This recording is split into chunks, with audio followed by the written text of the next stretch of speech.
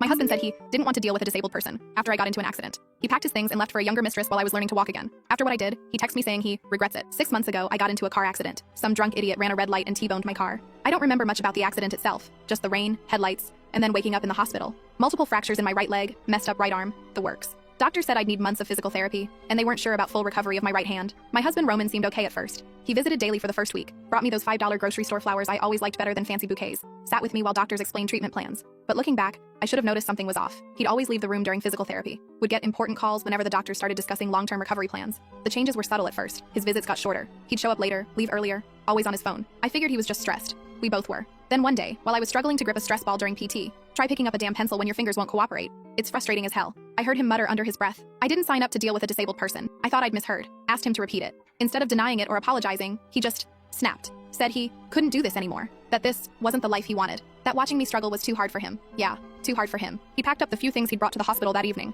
then dropped the real bomb. He'd been seeing someone else, Valentina. They connected a few months before my accident. My accident had made him realize life was too short, or some bullshit like that. While I was learning how to walk again, he moved in with her. Cleared out our joint account first. $6,400 we'd been saving for car repairs and a vacation. Not a fortune, but it hurt. Here's where karma kicked in. No elaborate revenge needed. Reality hit them both pretty hard. See, Roman had been playing sugar daddy with money we didn't have. Maxed out credit cards taking her to fancy restaurants. Bought designer clothes trying to keep up with her Instagram lifestyle. He'd even told her he owned his condo. He did not. Meanwhile, I moved in with my sister Madeline. The first week, I couldn't even go to the bathroom by myself. Try wiping with your non-dominant hand while keeping balance on one leg. It's a nightmare. Madeline had to help me shower, had to wash my hair for me because I couldn't lift my right arm high enough. I'm 32 years old, and my little sister had to help me put on my underwear. She never complained, but I cried every time. The medical bills were another nightmare. Even with insurance, the co-pays for physical therapy 3 times a week were killing me. Madeline helped where she could, but she's a teacher. It's not like she's rolling in money. I had to dip into what little savings I had left after Roman cleaned out our joint account. Every time I opened another bill, I thought about how he was probably spending money on fancy dates with Valentina while I was choosing between physical therapy and new compression garments for my leg. Last week, the text started, "I miss you,